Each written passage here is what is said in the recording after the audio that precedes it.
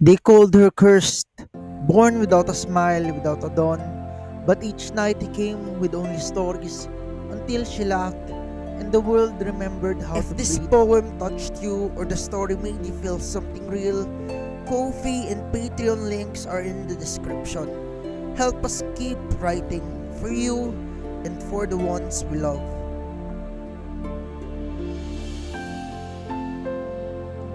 A Tale for the Morning Star, a fairy tale written by Jesus Pacampara.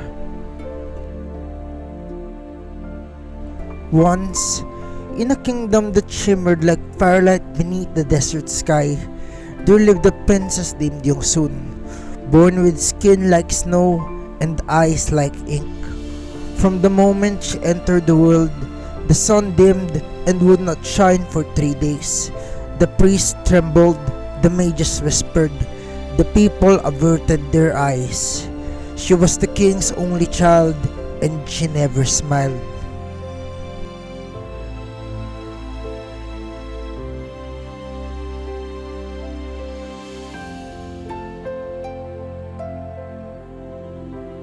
So the world forgot how to wait for her, until a boy with no telescope and no throne began to speak to her from the earth. Each night he whispered stories, not to wake her, but to keep her company. And though the world only saw darkness, she heard him. They say that one morning, when no one expected it, she rose, not in blaze or fanfare, but in the quiet gold. And the storyteller, now old and soft-eyed, simply said, "Ah, so you were listening."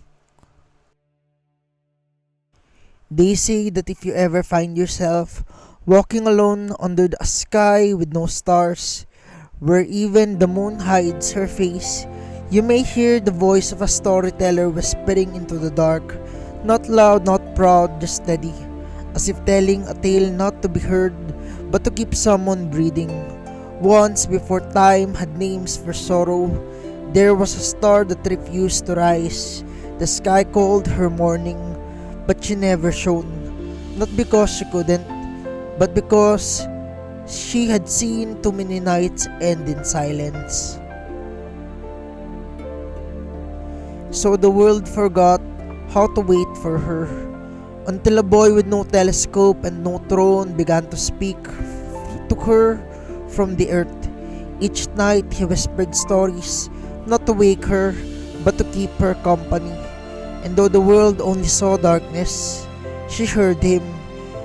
They say that one morning, when no one expected it, she rose, not in blaze or fanfare, but in the quiet gold. And the storyteller, now old and soft-eyed, simply said, "Ah, so you were listening."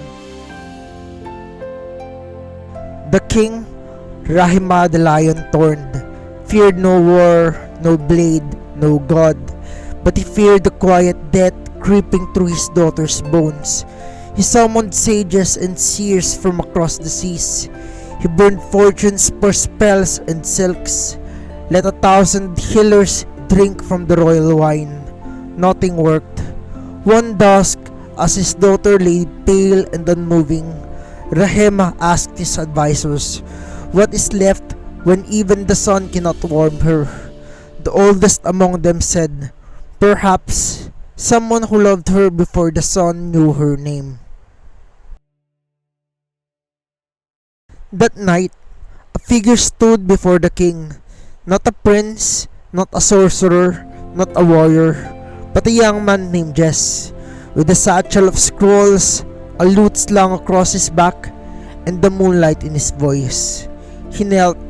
"Majesty, I have nothing to offer but words, but once I made her laugh when we were children. I wish to try again." The king studied him coldly. "1 hour each night until the sun rises. If she smiles again, I will grant you anything.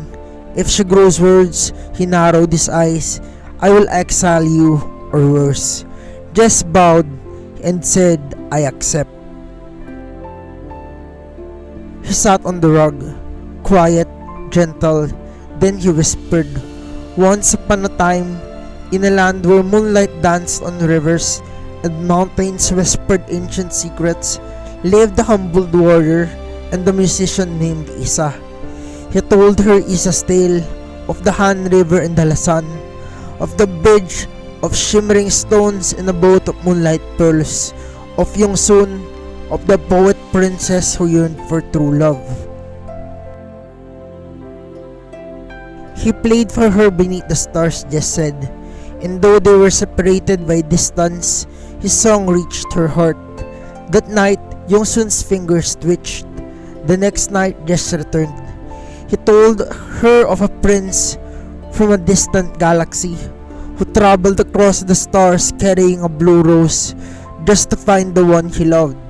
He found her on Earth, Jess said, and she kissed him when she realized he would give up his throne for her. Yongsun exhaled softly, a sound like wind rustling through trees. On the fifth night, she whispered, "What happened next?" Jess smiled. "Would you like me to tell you?" She gave the faintest nod, and for 5 years, Jess came to her each night. He read poems and sung lullabies. He gave her pieces of himself, and always he stopped before dawn, so that she would hunger for life again. But joy is a dangerous thing in the halls of power.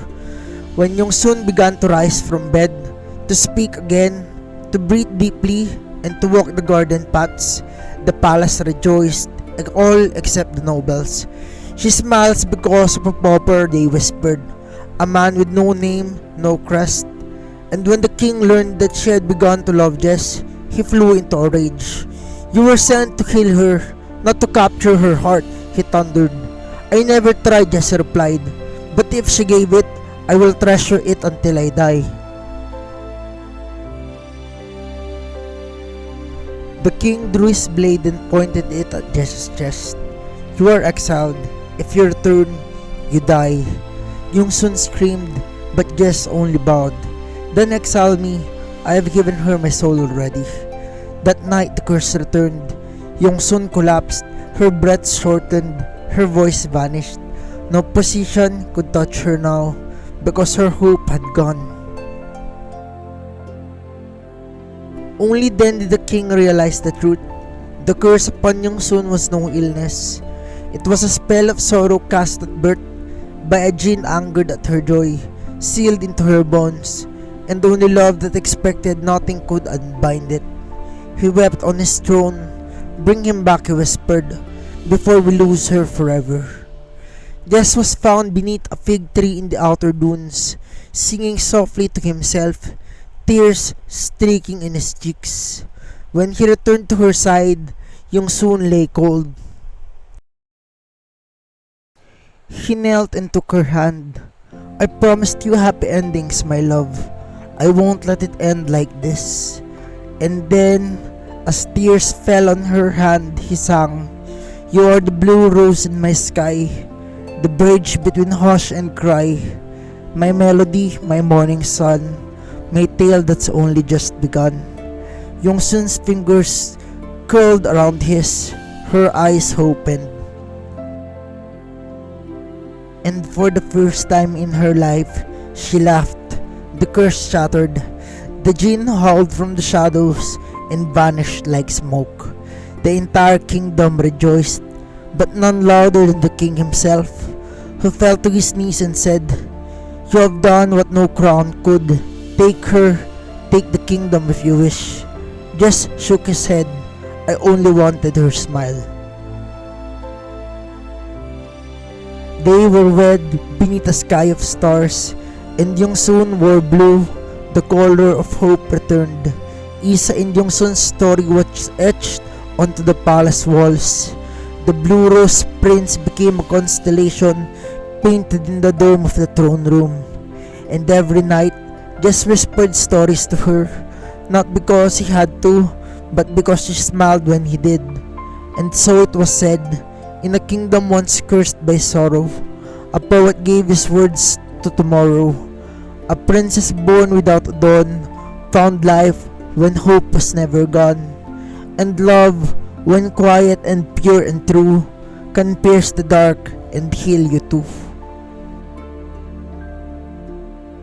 They say that long after the poet laid down his last scroll and the princess her final sigh, the kingdom still woke before dawn, not to alarms or bells, but to stories.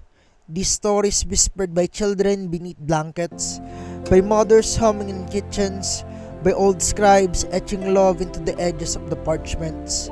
The tale of the morning star was not kept in books, but in gardens where blue roses still bloomed out of season, in windows where lovers waited for footsteps, in lullabies sung without reason, except that someone once loved someone enough to stay until morning.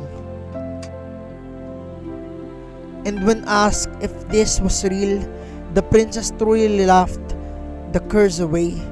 If the poets truly broke a jin's hold, the old ones only smiled and said, "She married the man who gave her back the dawn, and he, the man who once had nothing, was given everything the moment she smiled." They say that's why the sky brightens so slowly, as if even the sun pauses to listen for one more stories. This piece is dedicated to my dearest sunshine, Kim Yongsun.